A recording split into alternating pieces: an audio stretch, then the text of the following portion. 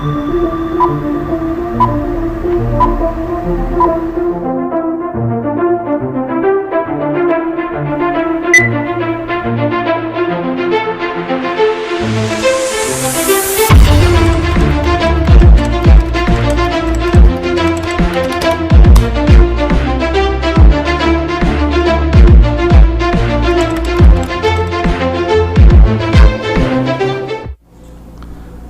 me chamo Evandro Borges, hoje Parnamirim, 6 de setembro de 2022. E conosco, já na bancada do podcast do portal do Potiguar Notícia, Walber Lopes Pinheiro Júnior, que foi deputado estadual, foi secretário de Estado da Educação, é presidente do Cidadania e membro da Direção Nacional do Cidadania.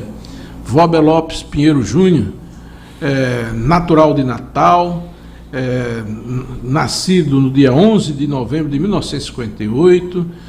Muito obrigado, Walber, pela sua presença, ter aberto a sua agenda e vir falar com os nossos internautas, rádio ouvinte e telespectadores. Muito obrigado, Evandro. É um prazer estar aqui, um prazer renovado sempre quando lhe encontro. Nós passamos um tempo da nossa vida que aproveitamos muito bem, fazendo política e lutando para transformar o Brasil num país mais livre, mais justo, mais humano, mais solidário. Essa luta continua ainda. Você, né, na sua atividade, inclusive na comunicação, e eu na política partidária e também querendo fazer um pouco de comunicação para debater assuntos importantes como esses que vamos debater hoje aqui. Ora, no nosso podcast, quem está conosco, vamos chamar aqui algumas rádios parceiras que estão conosco. A Cena TV, a Web TV de Macaíba, a 105 FM de Ceará-Mirim, a 105.9 FM, a FM Liberdade de Felipe Guerra, Macaíba FM 87.9, FM Flores de Jaçanã. Semana passada, semana retrasada, estive inclusive na FM Flores de Jaçanã com Liliana Borges, quando visitou Jaçanã, a Copercacho, os cooperados, visitamos lá um talhão de café e inclusive a agroindústria lá. E olha, as primeiras notícias que você encontra no portal do Potiguar Notícia. Ministério da Saúde prorroga a campanha de vacinação contra a poliomielite por causa da baixa adesão.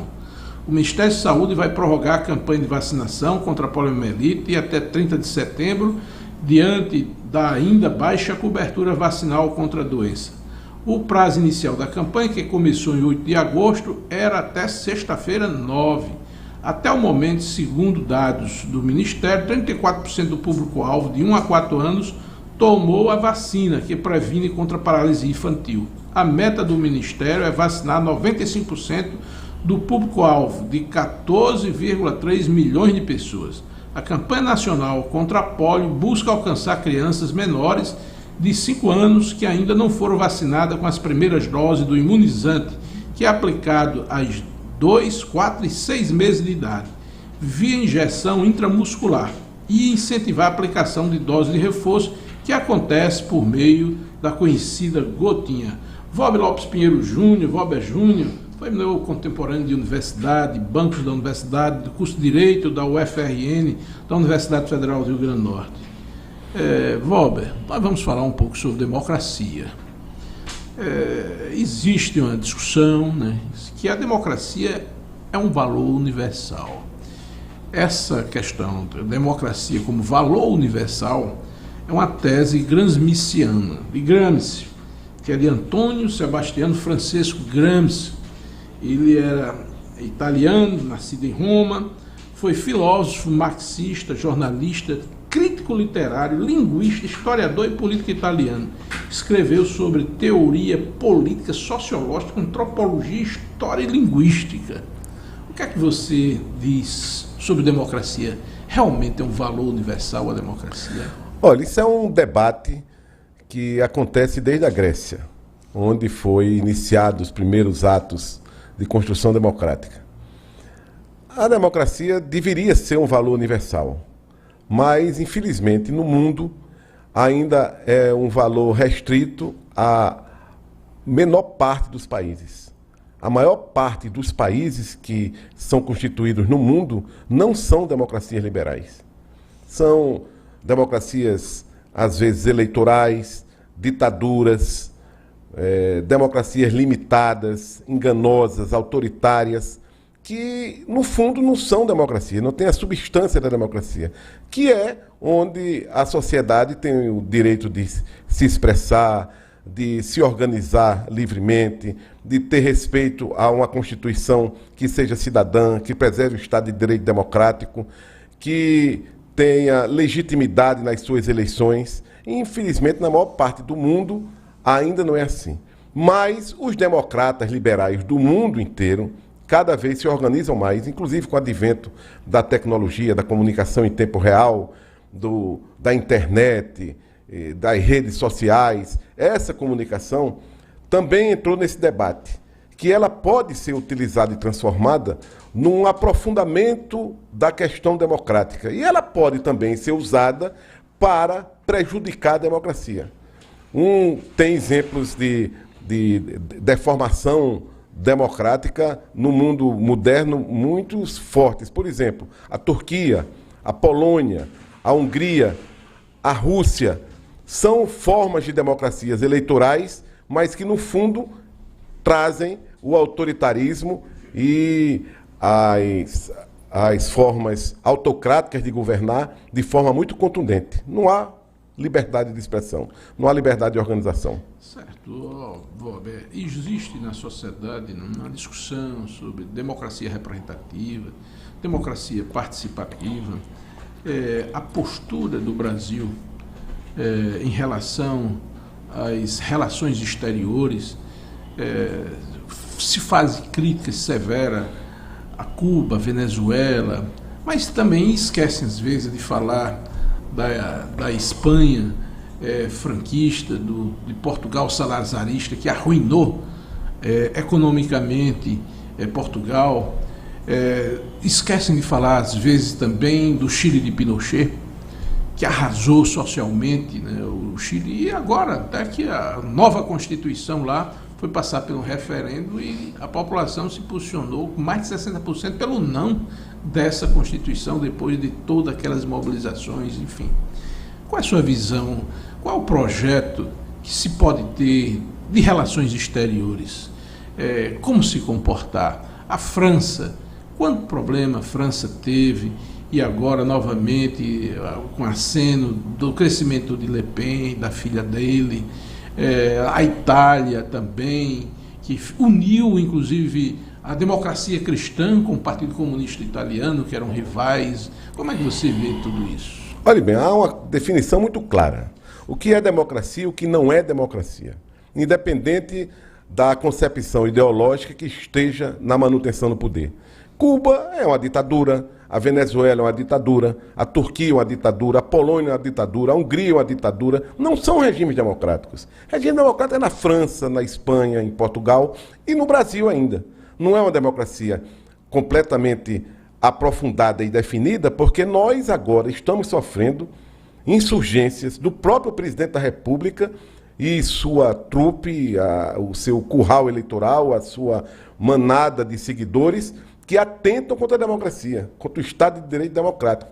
Mas há definição clara no mundo. Os Estados Unidos são uma democracia, a Austrália é uma democracia, a Suíça é uma democracia, a Suécia, a Noruega, a Alemanha. Quer dizer, você tem estados democráticos que respeitam o cidadão. Inclusive, tem entidades no mundo que estudam exatamente o aprofundamento da democracia no mundo ocidental e no mundo oriental, no mundo inteiro, onde eles fazem essa avaliação da garantia de liberdade e de qualidade de vida e de direitos sociais de cada cidadão do mundo inteiro. Então, olhe bem, eu acho que essa questão democrática é um ponto fundamental para a humanidade. Aí, às vezes, eu discutindo com vários amigos nossos, assim, inclusive que pensam do ponto de vista econômico mais parecido com o que a gente pensa, dizendo, mas na China nunca houve democracia, e aí? E se encerra o mundo porque nunca mais houve democracia? Então a humanidade vai se perder agora porque não pode se transformar? Quer dizer que as coisas são estáticas? Não, o debate na China e em outros países que não têm democracia é para ter democracia. O mundo democrático tem que cada dia se reunir mais para forçar e conquistar mais adeptos do regime democrático. Agora, relações internacionais, no mundo real, representam outra coisa. Porque um Estado como o nosso, se você tiver um presidente que seja altamente comprometido com o processo democrático internacional e mundial, ele não vai ser impedido de ter relações com regimes autoritários. Por exemplo, não pode cortar relações comerciais com a China, por exemplo, que o Brasil compra da China, é o maior cliente brasileiro e vende para a China, é o maior cliente brasileiro a China. Quer dizer, como é que vai romper isso? Mas você tem que botar um ponto político. Uma coisa é a relação econômica, outra coisa é a influência do seu regime político aqui. A gente pode fazer essa separação e no mundo todo se faz. Quando você vai ser aliado do ponto de vista político e estratégico a nível mundial, aí você é obrigado, você tem que fazer a opção pelos que são livres. Mas, do ponto de vista comercial e econômico, não. Você tem que ter relações com todos os países do mundo. Ok. Cláudio Júnior, sabe quem está conosco também? A FM Executivo de Nísia Floresta, 87.9 FM. A FM São Gonçalo, de São Gonçalo do Amaranto, 87.9 FM. A Zona Norte FM, 87.9 FM da Zona Norte Natal. A FM Liberdade, de Cerro Corá. Olha, vamos dar mais uma notícia. A gente falou em China, você falou em China. China aprova a primeira vacina nasal contra a Covid-19. As autoridades chinesas aprovaram a primeira vacina nasal contra a Covid-19 no mundo. O imunizante Convidécia foi desenvolvido pela farmacêutica CanSino Biologics e será usado como dose de reforço na China. A vacina não utiliza agulha, é de fácil armazenamento e será administrada pelo nariz através de um spray de aerosol.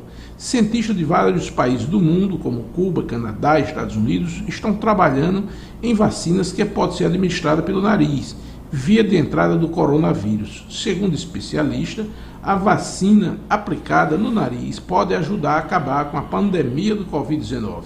O vírus da Covid entra pelas vias respiratórias e, no primeiro momento, fica por ali mesmo, se multiplicando nas mucosas, onde os anticorpos gerados pelas vacinas atuais não conseguem chegar. Valber Lopes Pinheiro Júnior, Valber Júnior, você é presidente do Cidadania.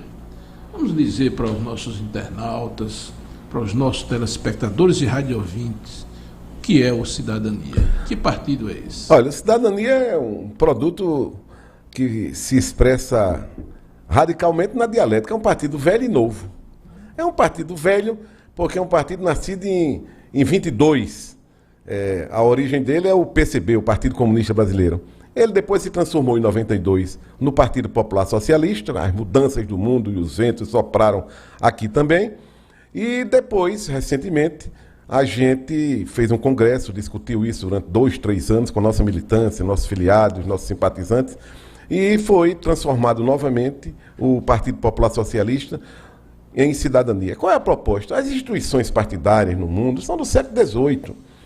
A sociedade está mudando, a economia está digitalizada. O processo de informação, de troca de ideias econômicas, do ponto de vista da saúde, da engenharia, da tecnologia avançada, ela se dá de forma rápida. Olhe bem, você tem uma vacina contra a Covid, e eu tive grandes debates durante esse processo, porque alguns amigos nossos negacionistas diziam: essa vacina não presta não, porque foi criada em menos de 1 ano. Eu digo: não presta não, porque foi criada em menos de 1 ano. Quer dizer, que vacina tem prazo para ser criada. Eu não sabia disso, do ponto de vista da ciência, que uma vacina... Mas a vacina passa 20, 30 anos para ser criada. Quando? E a velocidade de informação? E a amplitude do conhecimento? E o investimento na ciência, com bilhões de dólares feitos pelos países inteiros para apressar o descobrimento disso. E ao acúmulo de ideias e de experiência. Quer dizer, você está num mundo completamente diferente daquele onde foi criado o PCB. Já caiu o Muro de Berlim, o leste europeu se transformou. Quer dizer, a economia, a política, o mundo mudou, se transformou constantemente. E os partidos também. Os partidos, cada dia mais, vão ter que discutir com a sociedade, nas democracias representativas, qual o seu papel. Se é o mesmo papel do século passado, ou se ele tem que se interar com a sociedade das novas formas de comunicação e movimento. Por exemplo, as redes sociais não existiam. Você soltava informação em Mossoró, para chegar em Natal passava 3 dias. Agora você solta uma informação em Tóquio e chega em Pacifica dentro de 2 segundos. E agora com 5G é que vai apressar essa comunicação toda. Então a forma partido é que se discute no mundo democrático. É por isso que na Espanha tem movimentos novos, como o Podemos, na Itália, aquele movimento 5 de março, sei lá, um movimento desse aí. Na Alemanha, a reviravolta do Partido Verde crescendo de novo como forma desinstitucionalizada de fazer partido, não é aquele militante, mas é o partido nas redes, conversando com as pessoas, fazendo movimentos. Quer dizer, essas questões é que o Cidadania está querendo discutir no Brasil. E essa transformação é fruto dessa nova realidade.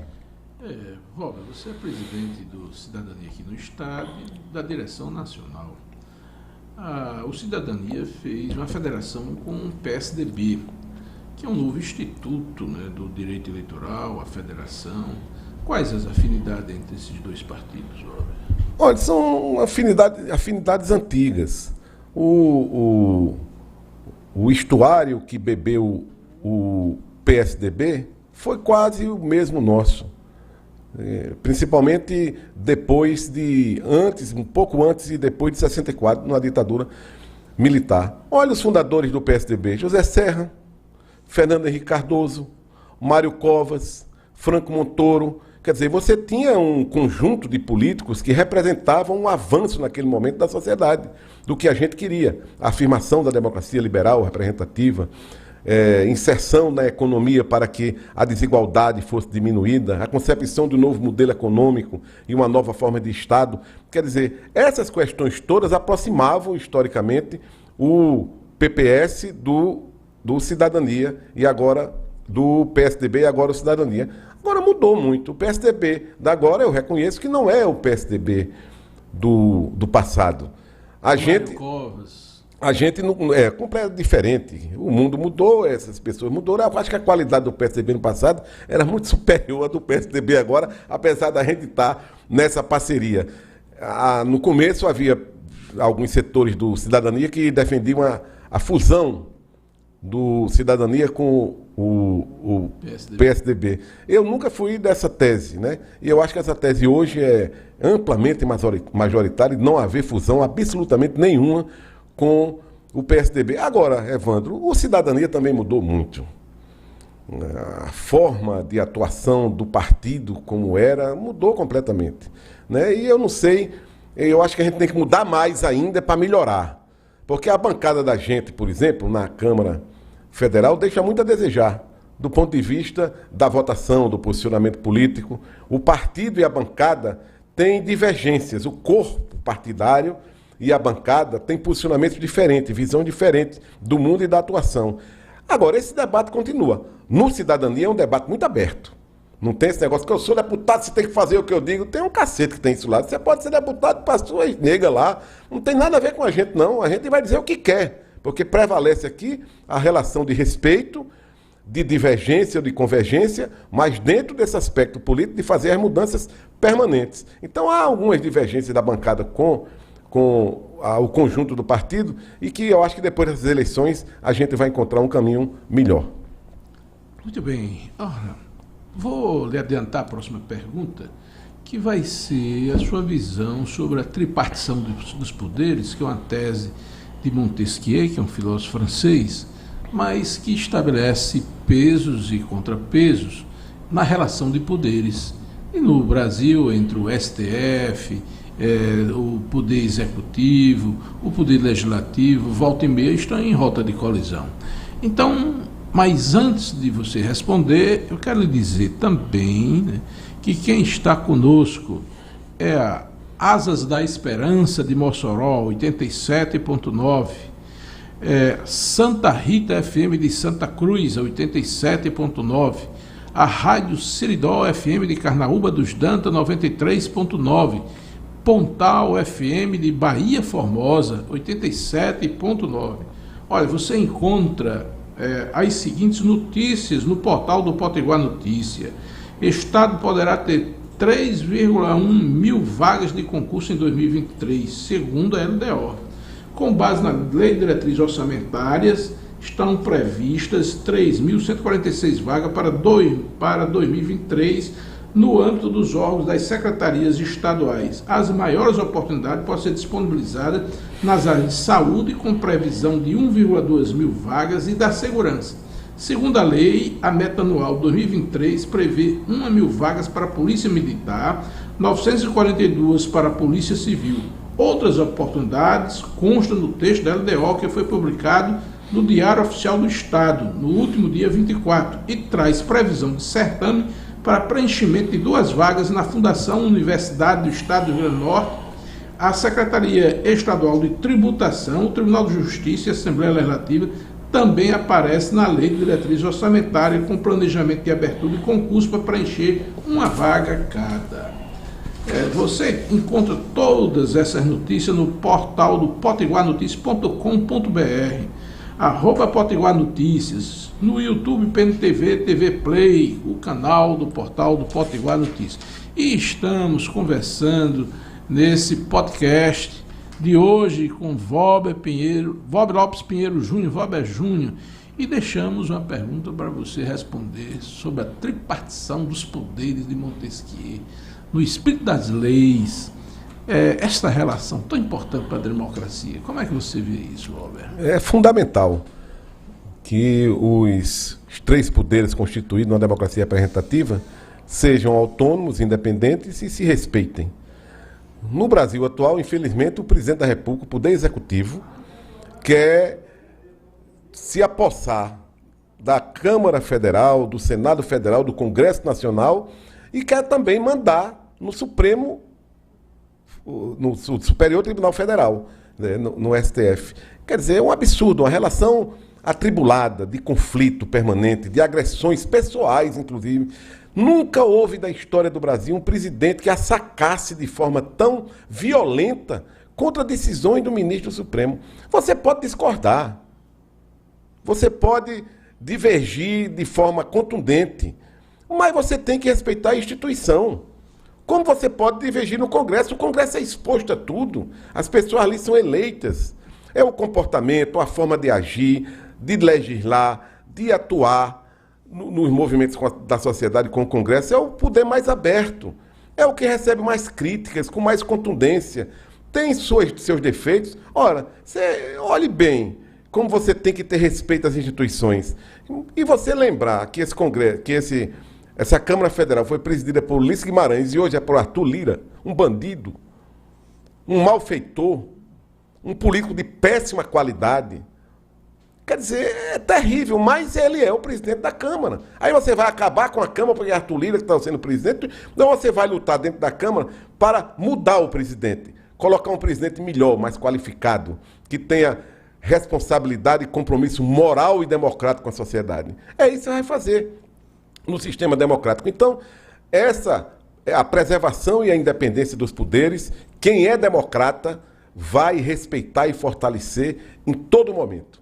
Você pode divergir de decisão de ministro, você pode divergir de decisões monocráticas, ou mesmo do Pleno do Supremo, ou dos tribunais superiores, ou mesmo dos tribunais estaduais. Você pode divergir, mas você vai lutar dentro do campo do direito, do campo da lei, do campo democrático. É isso que você tem que fazer. A Agente do Cidadania defende perfeitamente que essa harmonia, essa independência sejam preservadas, porque essa harmonia e essa dependência são pilar do Estado de Direito Democrático. Vamos pedir à produção para exibir, se for possível, aí a foto do Supremo Tribunal Federal. Olha aí, Valber. Supremo Tribunal Federal. É um tribunal constitucional, né? Nós que fomos estudantes de Direito, que sonhamos com a Constituinte, que terminou sendo a Constituinte de 87, 88 e promulgou em 88, em 5 de outubro de 88, por Ulisses Guimarães, a nova Constituição, que é o pilar de sustentação do Estado Democrático de Direito. Eu gostaria da sua posição, por exemplo, em relação à escolha dos ministros do Supremo Tribunal Federal. Eu acho normal, no mundo democrático todo é escolhido assim. Nos Estados Unidos, os ministros são escolhidos dessa forma, na Alemanha, na Suíça, na Suécia, em todo canto é escolhido assim. O que é que eu acho, assim, no Brasil um pouco diferente, né? Que deveria... tinha que ter mais discrição. Porque os ministros do Supremo viraram popstar. Sessão ao vivo, entrevista em todos os lugares, opinando sobre todas as questões do Brasil, econômica, política internacional, o posicionamento do Congresso. Ministro do Supremo tem que se recolher. Tem até uma máxima em Brasília que diz que quando um ministro do Supremo Tribunal da Alemanha esteve aqui para ser homenageado e ao término da reunião e da solenidade houve um converscote e tal, um cafezinho, um suco, pastel, linguiça, pão de queijo e tal. Aí disseram a ele, olha, ministro, depois daqui nós vamos à casa do presidente do Congresso Nacional. Eu vou apenas poupar os nomes, né? Em respeito à instituição. Vamos à casa do presidente do Congresso Nacional. Vai lá, tem uma recepção, um jantar para a gente. Ele chamou o presidente do Supremo, que era seu parceiro, seu amigo de longa data. Ele disse, eu não posso ir. Por que você não pode ir? Uma homenagem a você. Ele disse, mas eu não posso. Eu só posso agir e atuar dentro da minha institucionalidade. Eu venho ao Supremo Federal do Brasil. A outro poder, eu não vou para uma recepção, para uma festa. Vou em visita institucional. Amanhã, uma visita, o presidente do Congresso, não tem problema nenhum. Agora, uma festa, não, nenhuma intimidade dessa. Quer dizer, é um negócio impressionante. Nos Estados Unidos, Evandro, você é capaz de encontrar aqui, se você morasse aqui, ali no supermercado desse grande aqui de Natal, você encontrar um ministro do Supremo, você não sabe nem quem é. O cara comprando com você numa gôndola daquela de chinela, de bermuda, e você não sabe que ele é presidente da Suprema Corte Americana porque ele não vive se expondo. Você não vê esse show. Então eu acho que o Supremo devia pensar nesse tipo de coisa. Ele se expunha menos à sociedade e eu acho que adquiria um pouco mais de preservação do seu papel. Mas é um debate. Embora seja assim, o Supremo tem que ser respeitado como instituição. É uma instituição séria, é a última palavra sobre a Constituição da República Federativa do Brasil, que é uma Constituição extremamente avançada e democrática. Muito bem, Valber Júnior, sabe quem está conosco, Valber Júnior? Também a Princesa FM de São Bento do Trairi, 87.9. A Rádio Curimataú FM de Nova Cruz, 103.5. A Rádio Guaraíras FM de Areis, 87.9. A Voz Serriense FM de Serrinha dos Pintos estão conosco também. Olha, repescagem do auxílio caminhoneiro será paga hoje.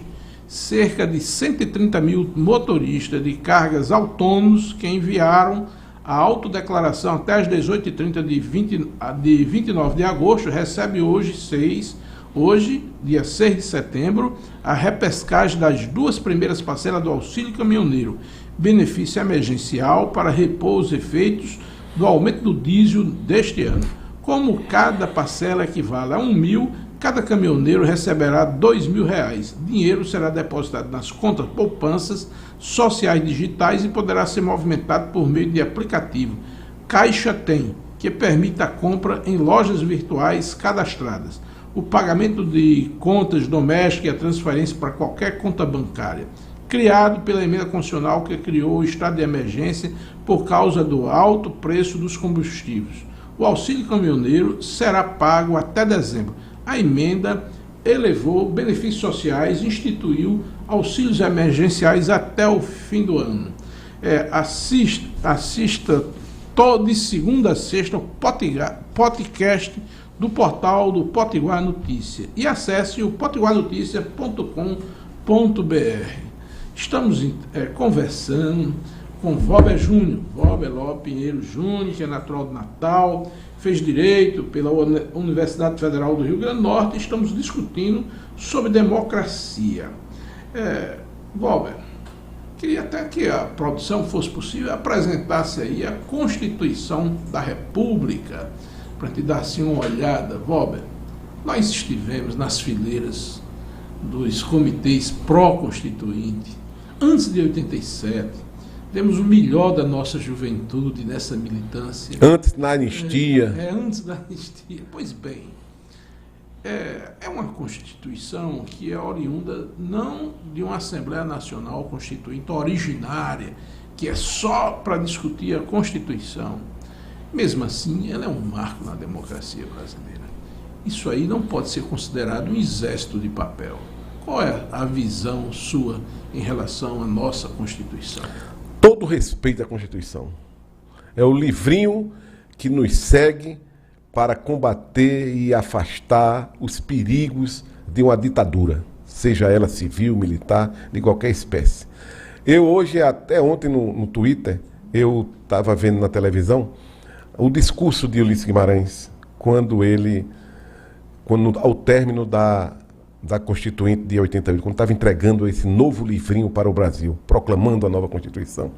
E ele diz que tem ódio e nojo à ditadura. Aí eu estava dizendo que esse movimento de 7 de setembro, que alguns golpistas querem fazer para desmoralizar a Constituição, já estão desmoralizando a data de independência de 200 anos do Brasil, já estão utilizando e com a benevolência, com a aquiescência, com a subserviência das nossas Forças Armadas, que estão aquiescendo a um apelo autoritário e populista, transformando o nosso 7 de setembro num ato eleitoral vergonhoso, deprimente para o nosso Brasil. Tudo isso é falta de respeito à nossa Constituição. E eu tenho dito que quando Ulisses Guimarães se expressa dessa forma, que essas pessoas assistem, ouvem, devem ficar com ódio no coração. Porque ele diz que traidor da Constituição é traidor da pátria. E é o que a gente assiste nesses últimos quase 4 anos, quase todos os dias. Traidores da Constituição, que são traidores da pátria. Mas o tempo está terminando. Porque essa Constituição cidadã que nos assegurou o Estado de Direito Democrático vai permitir que a gente vire a página dessa história. Certo, vamos aproveitar, pedir a produção que está a cargo de Itapuã, que apresenta aí as urnas eletrônicas, que foi, olha, Valber, as urnas eletrônicas que o nosso internauta, telespectadores estão visualizando. Está sendo apresentado para o rádio. Esse já é o modelo novo? É o modelo novo. É o modelo novo, a urna eletrônica. Gostaria que você falasse um pouquinho, não só sobre as urnas eletrônicas, mas o processo eleitoral brasileiro. O processo eleitoral brasileiro é exemplo para o mundo inteiro. Inclusive para os Estados Unidos da América, que é a democracia mais forte do Brasil, do mundo. Já houve 2 episódios na história americana em que o presidente mais votado, porque o sistema é um pouco diferente daqui, se elege os delegados e os delegados elegem o presidente. Já em 2 episódios, com Al Gore e com Hillary Clinton, a maioria da população americana votou nesses 2 candidatos e eles perderam no colégio eleitoral. O voto lá é de papel, é confusão em banda de lata. Entra no judiciário, suspeita dos votos. Aqui no Brasil, não. Em 24 horas, você sabe os escolhidos. Se houver de vereador a presidente da República, em 24 horas você sabe de tudo. Num processo limpo, seguro, transparente. Eu participei como candidato, Evandro, no tempo do voto de papel. Rapaz, era cada história cabeluda. Eu vou poupar os nomes de novo aqui. Mais uma vez, esse rapaz depois se elegeu deputado. Ele foi dormir eleito. Ele tinha voto aqui nessa região próxima a Natal e o Grande Natal. Foi dormir eleito. Acordou primeiro suplente. Porque o cara que perdeu, que assumiu o lugar dele, tinha ligações muito fortes na política do Rio Grande do Norte.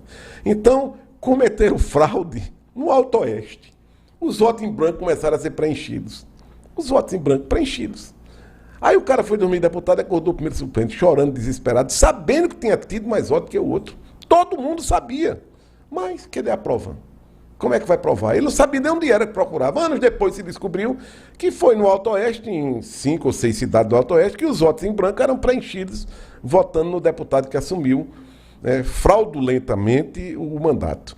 Quer dizer, aqui Aqui em Natal era menos, porque você tinha muita gente, muito fiscal de todos os partidos, todos os advogados em cima das mesas. No interior do estado, meu amigo, quando qualquer bobeirinha daquela, teve um deputado amigo nosso que foi o mais votado em Caraúbas. Eu perguntei, o cara que apoiava esse deputado, eu disse, rapaz, como é que fulano de tal, eu ia dizendo o nome da pessoa, como é que fulano de tal se transforma no mais votado em Caraúbas? Rapaz, que coisa estranha, quem apoiava era você. Tinha mais alguém apoiando lá? Disse, tinha não, mas eu tinha mesado demais, amigo meu.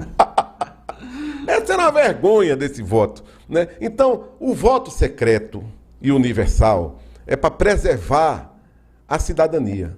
O voto eletrônico é para assegurar o processo democrático. Pode ter certeza. No mundo daqui para frente, em quase todos os países, esse sistema será adotado. Porque é um sistema limpo, seguro e transparente que garante o funcionamento de uma eleição complexa e enorme como é a do Brasil, não sei quantos mil sessões, não sei quantas mil sessões, não sei quantas são. Ora, se a gente tem 5.500 municípios, você imagina aí, né? Quantas mil sessões aí, e dá tudo certo, tudo errado. Não conseguiram, apesar de tudo, de todo devaneio, de toda maldade, de toda suspeita, ninguém conseguiu provar absolutamente nada contra as urnas eletrônicas. E isso, rapaz, até os caras que ganham, Evandro, o Brasil é um país surreal. O cara ganha na urna eletrônica durante 5, 6 eleições, se elege presidente da República com a urna eletrônica, toma posse e fica esculhambando com a urna eletrônica, dizendo que foi fraude. Né? Se foi fraude... Foi fraude na eleição, devia não ter tomado posse. Ave Maria, só Jesus na causa. Certo, olha, Valber, sabe também quem está conosco? A TV Rádio Goianinha Web, a Rádio Extremóis FM, a Rádio Saudade Web de Ceará-Mirim também está conosco, acompanhando a sua entrevista. E muitos vão replicar ainda mais o podcast de hoje. Ora, Valber, o que é que você pensa do orçamento secreto? Porque no artigo 37 da Constituição, de autoaplicação, que o Supremo Tribunal Federal já se posicionou, temos aqueles 5 princípios da legalidade, da moralidade, da publicidade e também da eficiência. Né? Então a publicidade é fundamental para uma sociedade transparente e democrática. O que é que você acha do orçamento secreto? Olhe bem, essa relação do Congresso com o Poder Executivo no Brasil, de um tempo para cá, há alguns anos, ele vem se corrompendo. A começar das emendas parlamentares que deveriam ser discutidas, debatidas. Na maior parte das democracias representativas não existe esse negócio de emenda individual. Não existe essa promiscuidade entre a atuação do parlamentar e a ação do Poder Executivo. Há de combate, de fiscalização, de sugestão, de apresentação de projetos de leis, de aperfeiçoamento da legislação, mas não há essa promiscuidade. E aqui no Brasil você tem emendas individuais e tem emendas coletivas. E a relação do Congresso com o Poder Executivo, de um tempo para cá, começou a se corromper mais ainda. Com mensalão, com petrolão, porque era dinheiro vivo comprando o voto dos parlamentares. Não era só a emenda que não era obrigado a ser liberada, então o parlamentar fazia uma emenda para o município que ele estava querendo ajudar e o Poder Executivo só liberava se houvesse conveniência por parte do parlamentar de votar alguma coisa de interesse do governo, ajudar. Quer dizer, essa relação já é uma relação meio fora do normal. Mas era menos corrupta, menos desonesta, menos desagregadora do processo institucional do que foi o mensalão, do que foi o petrolão, porque esse dinheiro corria para o Congresso Nacional para comprar a opinião dos deputados. Isso de forma clara. Todo mundo sabia. Eu me lembro que eu estava aí, eu vou citar os nomes, que está vivo, com o senador Fernando Bezerra e o deputado Roberto Jefferson, naquela época. A gente estava num restaurante chamado Piantella, em Brasília, sentou e eu acho que o Roberto Freire estava também, a gente estava jantando e ele começou a falar nesse negócio. Olha, tem boatos de que o governo está comprando deputado em dinheiro vivo. Dinheiro vivo. E a gente pensava, cara, ele sempre foi muito escandaloso, Roberto Jefferson, ó, ele era um dos comandantes da compra. Depois se descobriu, né? Pois é. Aí daqui a pouco se denunciou o mensalão. O PPS fazia parte do governo Lula, votou em Lula naquela época todo. E a gente rompeu. Um pouco antes disso a gente rompeu e ficou rompido durante o governo Lula, o governo Dilma, nunca mais a gente se agregou, não é? Em função muito por essa parte, essa forma de atuação. Agora o orçamento secreto é o aperfeiçoamento da excrescência institucional, política, moral, entre o Congresso Nacional e o Poder Executivo. O Congresso sequestrou o orçamento. O presidente da República não manda no orçamento. O presidencialismo do Brasil está completamente deformado. As emendas que acontecem no Congresso agora, e aqui no Rio Grande do Norte a gente vê milhões e milhões chegando aqui, ninguém sabe como veio, para onde vem, quem vai ser gasto, não precisa, ninguém sabe de onde veio e para onde vai. E é só no Rio Grande do Norte, não. Quais são os critérios, qual é a transparência, quem foi que fez isso? Eu estive agora em Alagoas nesse final de semana, fui a um ato de lançamento de candidatura de um ex-deputado federal, que agora concorre de novo, o Regis Cavalcante. E em Alagoas é um negócio assustador. Quando você chega no aeroporto de Zumbi de Palmares, em Maceió, que você pega o carro e passa para ir onde se vai, tem logo um outdoor enorme. Sabe quem? Arthur Lira, que é o presidente da Câmara, e aquele prefeito que acabou de ser preso porque fez 78 saques de 49 mil reais durante 2 anos, toda semana, com dinheiro do orçamento secreto. Está lá os dois recepcionando. É assim, com o retrato da corrupção, Maceió recebe os ilustres visitantes. Quer dizer, uma vergonha. Então, ou você acaba com esse orçamento secreto, independente do governo que vencer, você acaba com esse orçamento secreto, a sociedade tem que acabar com esse orçamento secreto, porque é a promiscuidade geral, absoluta e restrita, e que está pegando quase todo mundo. Quase todo mundo. Milhões e milhões e milhões e milhões. Olha, teve um ato lá em Brasília, que corriqueiramente se fala lá, que um líder de uma bancada ofereceu 20 milhões a um dirigente do partido dele para retirar uma candidatura que incomodava aos gestores, criadores, administradores, governantes do orçamento secreto. Aí o cara disse, mas rapaz, eu não sou deputado, não sou nada, não interessa. A gente resolve e bota 20 milhões onde você quiser. Quer dizer, esse é o Brasil que a gente tem que acabar. O Brasil que a gente tem que renovar. O Brasil que a gente tem que reconstruir. E tem que acabar com essa corrupção deslavada que é o orçamento secreto. Aliás, aqui no Rio Grande do Norte tem um dos cabeças do orçamento secreto que é candidato ao Senado. Muito bem. O nosso amigo Itapuã, que é o nosso produtor, levantou uma placa que disse, nós só temos 5 minutos. Eu quero dividir essas 2 perguntas nesses 5 minutos. Bem ligeirinho.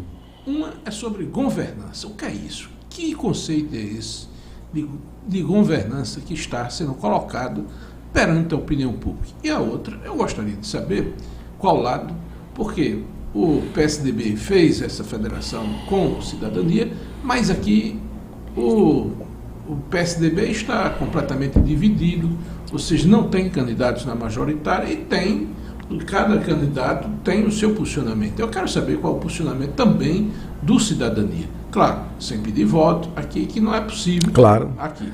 Mas eu gostaria que você... Eu só posso pedir voto para mim mesmo, que eu não sou nem candidato. Pois então.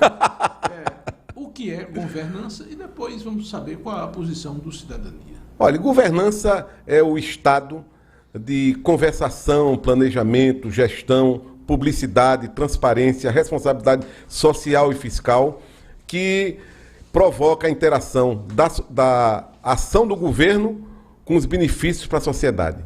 A governança democrática é quando você reconhece essa parceria, que você governa para promover o bem comum, que é uma coisa que pouca gente fala e muita gente não acredita, mas o sentido público da política é esse, promover o bem comum com justiça social e liberdade. Enquanto ao posicionamento político da gente aqui, do Cidadania, o Cidadania defendeu na convenção da federação com o PSDB que não tivesse candidato, que liberasse todos os partidos. O Cidadania daqui vota em Fátima Bezerra para governadora e vota em Carlos Eduardo para o Senado da República. E temos 2 candidatos a deputado federal. Leilza, que é uma vereadora de Currais Novos, e o nosso Gideon Ismaías, que é vereador em Mossoró. Essa é a nossa bandeira, nossa causa, nossa luta nessa eleição. Muito bem, então, Valber Júnior, Valber Lopes Pinheiro Júnior, muito obrigado, né, pela sua presença nessa rede do podcast, do Potiguar Notícia, com todas as emissoras parceiras que estão conosco. Obrigado a você, rádio ouvinte, telespectador e internauta que estão conosco. E agora fiquem com a coluna do Padre Murilo Paiva. Olá, estamos chegando, grande dia, grande abraço. O Senhor ama seu povo de verdade. Salmo 149. Cantai ao Senhor Deus um canto novo, e o seu louvor na Assembleia dos Fiéis. Alegre-se Israel, em quem o fez, e Sião se rejubile no seu rei. Com danças glorifiquem o seu nome, toquem harpa e tambor em sua honra, porque, de fato, o Senhor ama seu povo e coroa com vitória os seus humildes. Exultem os fiéis por sua glória e, cantando, se levantem de seus leitos, com louvores do Senhor em sua boca. Eis a glória para todos os seus santos. Glória ao Pai, ao Filho e ao Espírito Santo, como era no princípio, agora e sempre. Amém. O Senhor ama seu povo de verdade. Este salmo, então, é um cântico novo na Assembleia dos Fiéis e proclama o triunfo do reino de Deus, no qual se realiza o amor de Deus pelo seu povo, sobretudo pelos pobres. A missão do povo de Deus é ser o instrumento da justiça divina para implantar o reino de Deus, o reino da alegria, o reino da paz, o reino da felicidade, o reino da justiça. Aliás, a alegria, a paz, já sabemos, a paz é fruto da justiça e a alegria é a louvação pela vitória da instauração definitiva da justiça.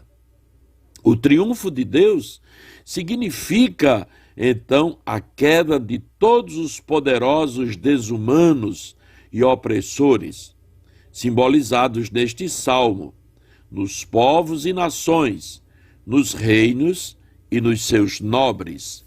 Como é importante, então, poder, como dizia o velho Atanásio, espichar o olhar para ir mais longe, para ver mais longe, para ver além da estrada.